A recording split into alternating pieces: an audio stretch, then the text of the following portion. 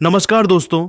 आज कोलकाता के ऐतिहासिक, भव्य और विश्व क्रिकेट के मक्का कहे जाने वाले ईडन गार्डन्स के मैदान पर आज क्रिकेट के इतिहास का एक ऐसा स्वर्णिम और रोमांचकारी पन्ना लिखा गया जिसे आने वाली कई पीढ़ियां एक महागाथा और शौर्य गाथा के रूप में याद रखेंगी। आईसीसी पुरुष टी20 विश्व कप 2026 के इस 52वें और सबसे निर्णायक मुकाबले में भारत का सामना कैरेबियाई शक्ति के पर्याय यानी वेस्टइंडीज की दिग्गज टीम से था। यह केवल एक मैच नहीं था, बल्कि करोड़ों प्रशंसकों की उम्मीदों और सेमीफाइनल की दौड़ का अंतिम पड़ाव था। शाम के समय जब ईडन की ठंडी उमस भरी हवाओं के बीच टॉस का सिक्का आसमान में उछला तो भारतीय कप्तान सूर्य कुमार यादव के पक्ष में गिरा और उन्होंने बिना किसी हिचकिचाहट के पहले बल्लेबाजी करने का साहसी, आक्रामक और रणनीतिक फैसला लिया। सूर्या इस बात से भली भांति परिचित थे कि नॉकआउट की दहलीज पर खड़ा यह महामुकाबला पूरी तरह से मानसिक दबाव का खेल है और एक बड़ा स्कोर बोर्ड पर टांगना ही कैरेबियाई शेरों को बैकफुट पर धकेलने की पहली और सबसे महत्वपूर्ण सीढ़ी साबित होगी। कोलकाता के ऐतिहासिक, भव्य और विश्व क्रिकेट के मक्का कहे जाने वाले ईडन गार्डन्स के उस पवित्र मैदान पर आज क्रिकेट के इतिहास का एक ऐसा स्वर्णिम, रोमांचकारी और अविस्मरणीय पन्ना लिखा गया जिसे आने वाली कई पीढ़ियां एक महागाथा और अटूट शौर्य गाथा के रूप में याद रखेंगी। आईसीसी पुरुष टी20 विश्व कप 2026 का यह 52वां मुकाबला केवल एक खेल मात्र नहीं था, बल्कि यह करोड़ों प्रशंसकों की अटूट उम्मीदों, देश के गौरव और सेमीफाइनल की दौड़ का अंतिम सबसे कठिन। भारत की ओर से पारी का प्रचंड और जोरदार आगाज करने के लिए जब युवा तुर्क अभिषेक शर्मा और अपनी शास्त्रीय एवं कलात्मक तकनीक के धनी संजू सैमसन की सलामी जोड़ी ने बाउंड्री लाइन पार कर पिच की ओर अपने कदम बढ़ाए तो पूरे स्टेडियम का शोर 7वें आसमान को छूने लगा। इंडिया इंडिया के उन कान फोड़ देने वाले नारों से पूरा कोलकाता जैसे थर्रा उठा था। ईडन का कोना कोना तिरंगों से लहरा रहा था और प्रशंसकों का उत्साह अपने चरम बिंदु पर था। हर एक दर्शक की आंखों में केवल चौकों और छक्कों की मूसलाधार बारिश की उम्मीद थी, लेकिन नियति ने आज पिच पर कुछ और ही पटकथा लिख रखी थी।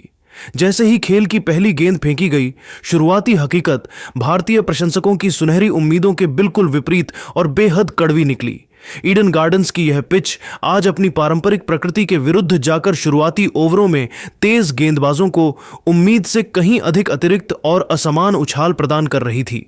न केवल उछाल, बल्कि गेंद में वह तीखी गति और हवा में वह खतरनाक स्विंग मौजूद थी जिसने पहले ही ओवर से भारतीय बल्लेबाजों की कड़ी अग्नि परीक्षा लेनी शुरू कर दी। वेस्टइंडीज के घातक और आग उगलते तेज गेंदबाजों शमार जोसेफ और मैथ्यू फोर्ड ने मानो आज ठान लिया था कि वे भारतीय बल्लेबाजी की जड़ों को हिलाकर रख देंगे। जोसेफ और फोर्ड ने अपनी सटीक लाइन लेंथ, डराने वाली गति और स्विंग के उस जादुई मिश्रण का प्रदर्शन किया जिसने भारतीय सलामी जोड़ी के हाथ पूरी तरह से बांध दिए।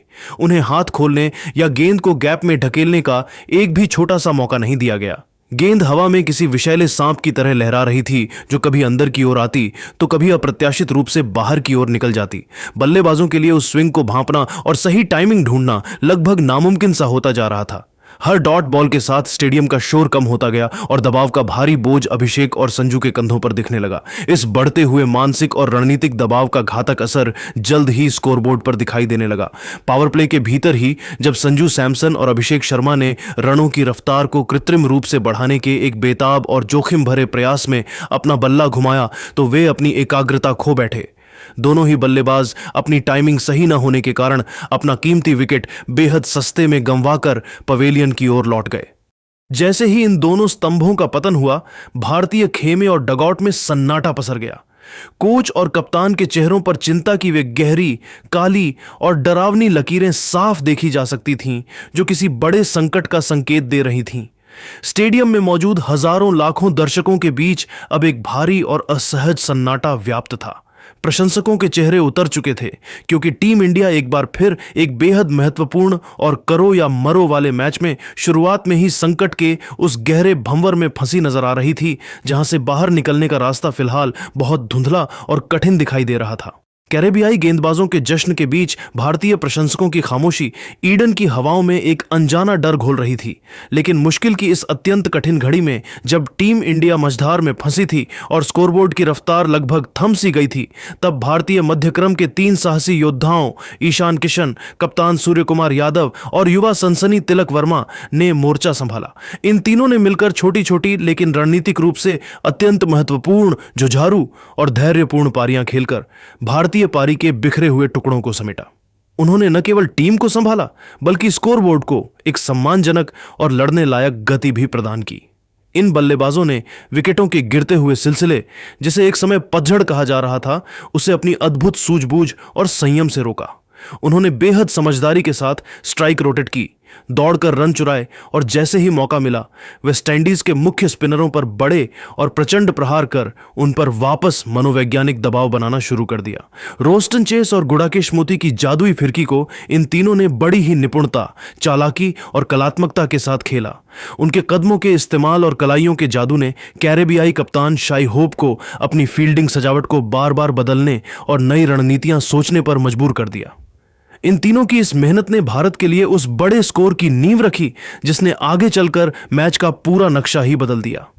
ईडन गार्डन्स के उस ऐतिहासिक और महान मैदान पर जब पारी के अंतिम 18 गेंदें शेष थीं और कोलकाता की उमस भरी हवाओं में रनों की रफ्तार को 7वें आसमान पर ले जाने की एक अनिवार्य और सख्त जरूरत महसूस की जा रही थी, तब मैदान पर कुंग फू के नाम से विख्यात हार्दिक पांड्या और भारतीय क्रिकेट के उभरते हुए विशालकाय कद के पावर हिटर शिवम दुबे का वह अविश्वसनीय, विनाशकारी और प्रलयकारी तूफान आया, जिसने न केवल कैरेबियाई गेंदबाजों के पसीने छुड़ा दिए बल्कि ईडन की उन दशकों पुरानी और फौलादी मजबूती वाली दीवारों को भी अपने उस समय स्टेडियम में मौजूद 60,000 से अधिक दर्शकों ने अपनी आंखों से टी20 क्रिकेट का वह रौद्र रूप देखा जिसकी कल्पना शायद ही किसी ने की होगी। इन दोनों फिनिशरों ने अंतिम ओवरों में वेस्टइंडीज के गेंदबाजों की ऐसी धज्जियां उड़ाईं कि पिछले मैचों में दिग्गजों द्वारा किए गए बड़े बड़े प्रहार भी उनके इस तांडव के सामने अत्यंत बौने और फीके नजर आने लगे। हार्दिक पांड्या ने जब अपनी उस प्रचंड शारीरिक ताकत और कलाइयों के अद्भुत जादू का प्रदर्शन करना शुरू किया तो नजारा देखने लायक था। हार्दिक का बल्ला जैसे कोई जादुई छड़ी बन गया था। उन्होंने गेंद को इतनी निर्दयता से हिट किया कि सफेद गेंद रॉकेट की गति से ईडन के स्टैंड्स की सबसे अंतिम कतार में जाकर गिर रही थी, जहां से उसे वापस लाना भी फील्डरों के लिए एक बड़ी चुनौती बन गया था। हार्दिक की टाइमिंग और गेंद को भांपने की क्षमता ने कैरेबियाई कप्तान शाई होप को पूरी तरह से असमंजस में डाल दिया। वहीं दूसरी ओर क्रीज के दूसरे छोर से शिवम दुबे ने अपनी रॉ पावर और अपने उन लंबे फौलादी हाथों की जादुई पहुंच की बदौलत मैदान के हर एक कोने में छक्कों की ऐसी भीषण बौछार कर दी कि वेस्टइंडीज के गेंदबाज, चाहे वह शमार जोसेफ हों या जेसन होल्डर, पूरी तरह से दिशाहीन, हताश और बेबस नजर आए। शिवम दुबे के वे खड़े खड़े लगाए गए सीधे छक्के और हार्दिक पांड्या के वे कलात्मक लेकिन विध्वंसक कलाई के प्रहारों ने कैरेबियाई गेंदबाजी आक्रमण के आत्मविश्वास को पूरी तरह से चकनाचूर कर दिया। इन दोनों ही बल्लेबाजों के इस सामूहिक और विध्वंसक तेवरों की बदौलत भारत ने निर्धारित 20 ओवरों के खेल के अंत में 186 रनों का एक अत्यंत चुनौतीपूर्ण, अभेद्य और गौरवशाली स्कोर बोर्ड पर टांग दिया। यह स्कोर न केवल भारतीय गेंदबाजों को मैदान पर बचाव के लिए उतरते समय एक जबरदस्त मानसिक और मनोवैज्ञानिक हौसला देने वाला था, बल्कि इसने वेस्टइंडीज के खेमे को भी यह स्पष्ट और कड़ा संदेश दे दिया था कि ईडन गार्डन्स की इस धीरे धीरे धीमी होती और टर्न लेती पिच पर 187 रनों का यह विशाल लक्ष्य हासिल करना उनके लिए लोहे के चने चबाने जैसा चुनौतीपूर्ण होने वाला है। स्टेडियम में मौजूद हर एक भारतीय दर्शक अब अपनी सीटों से चिपका हुआ था और उस रोमांचक संघर्ष का बेसब्री से इंतजार कर रहा था, जहां भारतीय गेंदबाज इस हिमालयी और ऐतिहासिक स्कोर का बचाव करने के लिए कैरेबियाई पावर हिटर्स के सामने सीना तानकर उतरने वाले थे। उस शाम ईडन की रोशनी में दुबे और पांड्या की यह साझेदारी भारतीय क्रिकेट की जुझारू प्रवृत्ति की एक ऐसी मिसाल बन गई। ईडन गार्डन्स की दूधिया रोशनी में जब वेस्टइंडीज की टीम 187 रनों के चुनौतीपूर्ण लक्ष्य का पीछा करने उतरी तो कोलकाता की उमस भरी हवाओं में एक अलग ही तनाव महसूस किया जा रहा था। वेस्टइंडीज की सलामी जोड़ी ब्रैंडन किंग और शाई होप ने क्रीज पर कदम रखते ही भारतीय तेज गेंदबाजों के खिलाफ एक ऐसा विध्वंसक और सुनियोजित जवाबी हमला शुरू किया जिसकी कल्पना शायद भारतीय कप्तान सूर्य कुमार यादव ने भी नहीं की थी। इन दोनों ने भारतीय आक्रमण की धार को कुंद करते हुए मैदान के हर कोने में बाउंड्री की बौछार कर दी। ईडन के उस ऐतिहासिक मैदान पर कैरेबियाई छक्कों की ऐसी मूसलाधार बारिश होने लगी कि स्टैंड्स में बैठे हजारों भारतीय प्रशंसक पूरी तरह से सन्न रह गए। पावर प्ले के मात्र पहले 6 ओवरों में बिना कोई विकेट खोए 55 रन कूटकर वेस्टइंडीज ने यह स्पष्ट संदेश दे दिया था कि वे आज किसी भी सूरत में घुटने टेकने वाले नहीं हैं। ईडन गार्डन्स के उस ऐतिहासिक और जादुई मैदान पर जब कोलकाता की हवा में हार की कड़वाहट घुलने लगी थी और ऐसा लग रहा था कि मैच पूरी तरह से भारतीय टीम की मुट्ठी से रेत की तरह फिसल चुका है, तब पूरे स्टेडियम में एक भयावह सन्नाटा पसरने लगा था। कैरेबियाई बल्लेबाज जिस प्रचंड रफ्तार से रनों का पीछा कर रहे थे, उसने भारतीय समर्थकों की आंखों में आंसू और चेहरों पर मायूसी ला दी थी। स्कोरबोर्ड की वह डरावनी रफ्तार भारतीय खेमे के आत्मविश्वास को झकझोर रही थी। लेकिन ठीक उसी संकटपूर्ण घड़ी में भारतीय कप्तानी के नए दौर के नायक सूर्य कुमार यादव ने अपनी कप्तानी का सबसे साहसी और रणनीतिक दांव खेला। उन्होंने अपनी अंतिम उम्मीद और सबसे भरोसेमंद ब्रह्मास्त्र के रूप में यॉर्कर किंग अर्शदीप सिंह और दुनिया के नंबर 1 घातक गेंदबाज जसप्रीत बुमराह को गेंद थमाई, जिन पर उस समय 1.4 अरब भारतीयों की अटूट उम्मीदों का भारी बोझ था। बुमराह ने अपनी जादुई, रहस्यमयी और भ्रमित कर देने वाली स्लोअर गेंदों से वेस्टइंडीज के जमे हुए बल्लेबाज ब्रैंडन किंग को लगातार छकाया और उनकी मानसिक एकाग्रता को पूरी तरह भंग कर दिया। बुमराह द्वारा बनाए गए इसी दबाव का भरपूर लाभ उठाते हुए अर्शदीप सिंह ने दूसरे छोर से हमला बोला और कैरेबियाई कप्तान शाई होप का वह बेशकीमती विकेट चटकाया, जिसने वेस्टइंडीज की बेलगाम भागती रफ्तार पर पहली बार लगाम लगाई। जैसे ही होप का विकेट गिरा, पूरे स्टेडियम की ऊर्जा और माहौल किसी भारतीय खिलाड़ी मैदान पर फिर से उसी पुराने जोश और जज्बे के साथ नजर आने लगे। हालांकि कैरेबियाई शेरों के पास पावर हिटर्स की कोई कमी नहीं थी। मध्य क्रम में जैसे ही शेरफेन रदरफोर्ड और रोमारियो शेफर्ड की खूंखार जोड़ी ने क्रीज पर कदम रखा, उन्होंने आते ही भारतीय खेमे में फिर से दहशत फैला दी। इन दोनों ने मिलकर मैदान के चारों ओर इतने बड़े और कड़क शॉट्स की झड़ी लगा दी कि ईडन की बाउंड्री छोटी नजर आने लगी। शेफर्ड की रॉ पावर और रदरफोर्ड की चतुराई भरी आक्रामक हिटिंग ने भारतीय स्पिनरों को भी भारी दबाव में डाल दिया। एक समय ऐसा काला मंजर दिखने लगा था कि वेस्टइंडीज इस महामुकाबले को बड़ी ही आसानी से 18वें या 19वें ओवर में ही समाप्त कर देगा और भारत का विश्व कप सेमीफाइनल में पहुंचने का सपना एक बार फिर अधूरा रह जाएगा। लेकिन क्रिकेट की अनिश्चित दुनिया में एक कहावत मशहूर है कि जब जब भारतीय टीम किसी गहरे और लाइलाज संकट में होती है, तब तब जसप्रीत बुमराह अपना प्रचंड, विकराल और रौद्र रूप धारण करते हैं।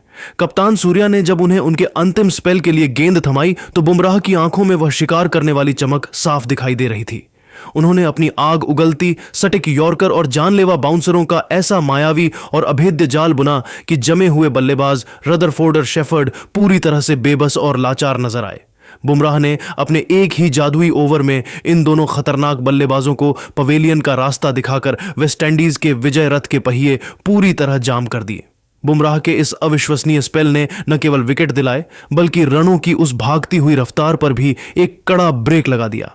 अब यह महामुकाबला अपनी पूरी पराकाष्ठा और चरम रोमांच पर पहुंच चुका था, जहां हर एक गेंद एक नया इतिहास लिख रही थी और जीत हार का फैसला अब केवल खिलाड़ियों के नसों के नियंत्रण और धैर्य पर टिका था।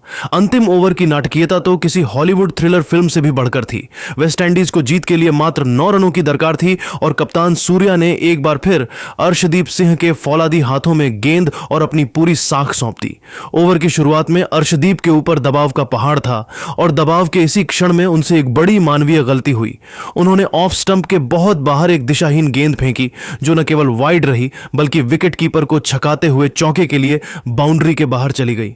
अब पूरा ईडन गार्डन्स सन्न था, क्योंकि समीकरण बदल चुका था। वेस्टइंडीज को अब 6 भारत की हार लगभग तय लग रही थी। लेकिन यहां से अर्शदीप सिंह ने जो फौलादी जज्बा और चरित्र दिखाया, उसने क्रिकेट जगत को दंग कर दिया। उन्होंने अपनी लाइन और लेंथ पर गजब की वापसी की और अगली 5 गेंदों पर अपनी सटीकता से केवल 3 सिंगल दी। अब अंतिम गेंद पर समीकरण रोमांच की पराकाष्ठा पर था। वेस्टइंडीज को जीत के लिए केवल 1 रन चाहिए था और भारत को 1 विकेट या 1 डॉट बॉल। अर्शदीप ने दौड़ते हुए आकर एक ऐसी टो क्रशिंग, पैर तोड़ने वाली, आग उगलती यॉर्कर डाली कि बल्लेबाज का डिफेंस और तकनीक पूरी तरह ध्वस्त हो गई और गेंद सीधे स्टंप से जा टकराई। मैच टाई हो गया। ईडन गार्डन्स में भावनाओं का कोहराम मच गया। किसी को अपनी आंखों पर यकीन नहीं हो रहा था। अब फैसले के लिए सुपर ओवर की घोषणा हुई। पहले बल्लेबाजी करने उतरी वेस्टइंडीज की टीम के सामने जस्सी बुमराह एक अभेद्य दीवार बनकर खड़े हो गए। बुमराह ने अपनी सटीक यॉर्कर और मिश्रण से वेस्टइंडीज के बल्लेबाजों के हाथ पूरी तरह बांध दिए और उन्हें केवल 10 रन बनाने दिए। अब भारत को सेमीफाइनल का टिकट हासिल करने के लिए 11 रनों के लक्ष्य की चुनौती मिली। भारत की ओर से युवा सनसनी अभिषेक शर्मा इस कठिन लक्ष्य का पीछा करने मैदान पर उतरे। पहली 3 गेंदों पर अभिषेक ने बड़े शॉट्स मारने के चक्कर में अपना आपा खोया और वे तीनों बार पूरी तरह बीट हुए। अब दबाव अपने उच्चतम स्तर पर था और 1.4 अरब भारतीयों की सांसें पूरी तरह थम चुकी थीं। 3 गेंदों पर 11 रन लक्ष्य नामुमकिन सा लग रहा था, लेकिन अगली ही गेंद पर अभिषेक शर्मा ने वह कर दिखाया जो इतिहास में दर्ज हो गया। उन्होंने अपना मानसिक संतुलन नहीं खोया।